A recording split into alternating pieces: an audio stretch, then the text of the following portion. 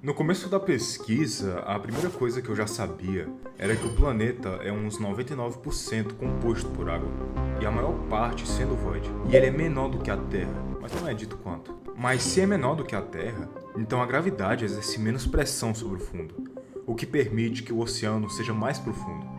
Ou seja, um oceano com talvez centenas de quilômetros de profundidade. Mas para ter uma estimativa da sua profundidade, é preciso saber o tamanho do planeta. Mas tem um problema. Não é dito em canto nenhum, nem no PDA, nem nas Wikis, o tamanho do 4546b. É aí que eu percebo, isso vai ser mais trabalhoso do que eu imaginava. Por isso que eu desisti temporariamente dessa ideia e decidi utilizar o tamanho dos animais que já existiram no Void para poder se ter uma ideia. Na natureza marinha, a maioria dos animais de grande porte são carnívoros. E por que isso importa? Porque animais carnívoros precisam caçar para se alimentar. E quanto maior o animal, mais ele precisa de comida e espaço para se movimentar e caçar. Pegamos o exemplo de uma baleia azul, o maior animal que já existiu no mundo. Ela tem 30 metros de comprimento e precisa viver em oceanos de 3.500 metros, 100 vezes o seu tamanho, para viver confortavelmente. Pegando agora a maior criatura que já existiu em Subnáutica, até agora, o garganto, com 1.500 metros de comprimento, o que dá 14 estádios do Maracanã, que viveu há 3 milhões de anos atrás. Se a gente utilizar essa lógica nele, então ele precisaria viver em um oceano de 150 quilômetros de profundidade. Pode parecer exagerado, mas precisamos considerar algumas coisas. Primeiro, existe outro fóssil de um gargantua, porém esse sendo menor, possivelmente o juvenil, com 750 metros. Esse Leviatã jovem está próximo ao adulto, então é possível que seja filhote desse fóssil maior, o que significa que essa espécie possui um comportamento visto em grande parte dos animais, o dos filhotes andarem junto com a mãe até certa idade. O Leviatã é carnívoro, porém ele não parece ser o tipo de animal que se alimenta por filtração, então ele precisa caçar outros animais que sejam grandes o suficiente para ser comida. Algo ainda mais interessante é que os maiores animais que já existiram se alimentavam por filtração, como a baleia azul, a jubarte, o tubarão-baleia e por aí vai, que é basicamente se alimentar de milhares de bichinhos pequenos só abrindo a boca, garantindo comida mais facilmente. E em Subnáutica existe o Ghost Leviatã, que se alimenta assim, comendo plânctons, e ele é o maior Leviatã vivo visto no jogo. Juntando tudo isso, o oceano pré-histórico de Subnáutica precisaria ser grande o suficiente para caber até 2 bestas colossais caçando, e Leviatãs grandes o suficiente para servir de presas. Então, nossa primeira estimativa pode ser 150 km de profundidade, né? Bem, não. Foi interessante saber disso, para saber o máximo possível que o planeta poderia suportar. Porém, é fisicamente impossível um planeta ser tão profundo assim. Por isso, sem ter muito o que fazer, eu decidi usar o habitante atual do Void como medida. Mas se você for nerd e se perguntar por que é impossível um planeta ter 150 km de profundidade, a crosta de um planeta com vida não permitiria um oceano tão fundo antes de atingir o manto. Nenhum oceano conhecido, nem exoplanetas oceânicos, chega perto dessa profundidade. No sistema solar, luas oceânicas como Europa e Encelado possuem oceanos subterrâneos de 30 a 100 km de profundidade. Então o máximo suportável seria de mais ou menos por aí, ainda havendo vida. Por isso, vamos usar a mesma lógica que usamos com o Gargantua. Então, para o Ghost viver confortavelmente lá, seria necessário 11 km, mas ainda não é o suficiente para nós sabermos definitivamente a profundidade do planeta. Por isso, vamos usar um pouco de matemática ao nosso favor.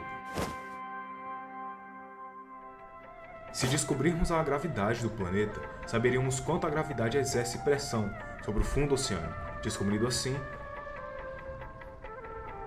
o máximo de profundidade possível que o manto consegue suportar. Mas para isso, vamos ter que saber o tamanho do planeta. É dito que ele é menor, então a gravidade é menor, mas ele pode ser só um pouquinho menor, ou pode ser do tamanho da Lua, ou menor que Plutão, que é o que um cara do Reddit pensa. Isso é importante para saber se a pressão em profundidades maiores vão ser muito grandes, igual a Terra, ou não. Então eu fui procurar no Reddit, porque lá é o site que reúne mais nerds na internet inteira. Eu pesquisei 4546b tamanho e achei muitos, mas muitos subreddits. Esse post em si não importa muito. O cara só disse que tinha uns cálculos e mandou os outros fazerem por ele. Então já tava começando a ficar agoniado, por não ter encontrado nada relevante ainda. Até que eu rolei pra baixo nesse post e encontrei o comentário desse anjo aqui.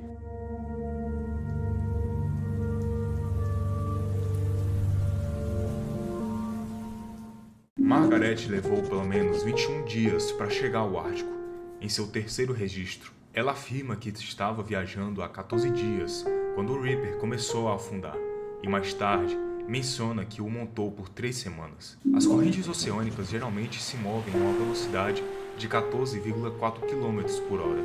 Isso equivale a 345,6 km por dia. Multiplicando isso por 21 dias, obtemos 7.257,6 km.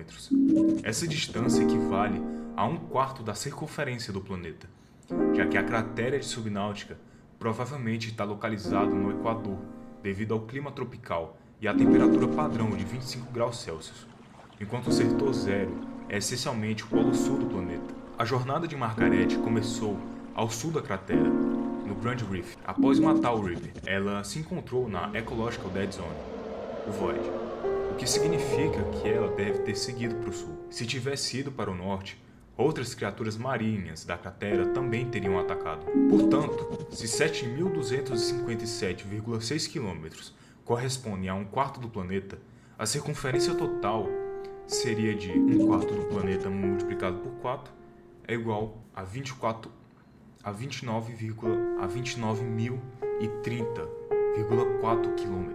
E isso foi algo essencial para a nossa pesquisa.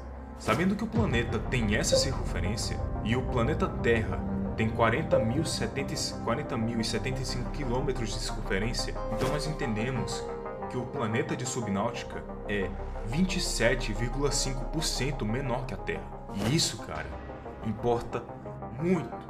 Você não tem ideia o quanto isso importa, cara. É a parte essencial para a nossa pesquisa, porque assim, medir o tamanho do Void se tornou algo possível. Então tá na hora de calcular a gravidade de 4546b e assim saber a real profundidade dessa área. Para calcular a gravidade do planeta, a gente precisa desse cálculo. Gravidade é igual à constante gravitacional, que a gente já sabe o número, é esse número imenso aí que você está vendo na tela, dividido pelo raio ao quadrado. Mas a gente ainda não sabe nem a massa nem o raio do planeta. Então vamos descobrir com mais cálculo. Primeiro, bora descobrir o raio. A circunferência é igual a 2πr. A gente muda a ordem, substitui os valores e dá aproximadamente 4.620 km. Agora, vamos descobrir a massa do planeta. A densidade média da Terra é 1.515 km por metro cúbico.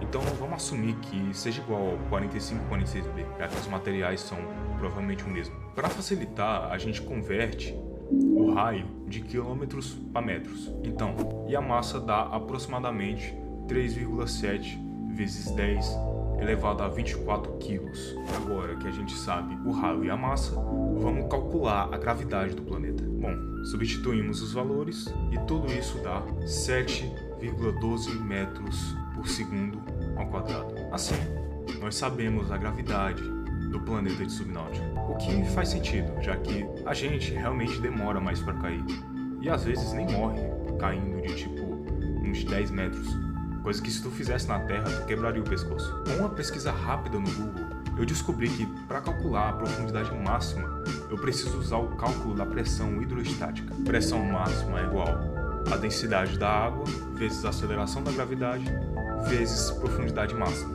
Substitui os valores e tudo isso dá aproximadamente 15.080 metros, ou seja, 15 quilômetros. Agora nós sabemos, depois de toda essa pesquisa e esses cálculos, que a profundidade máxima do Void é de 15 quilômetros abaixo. Nada mais, nada menos do que isso.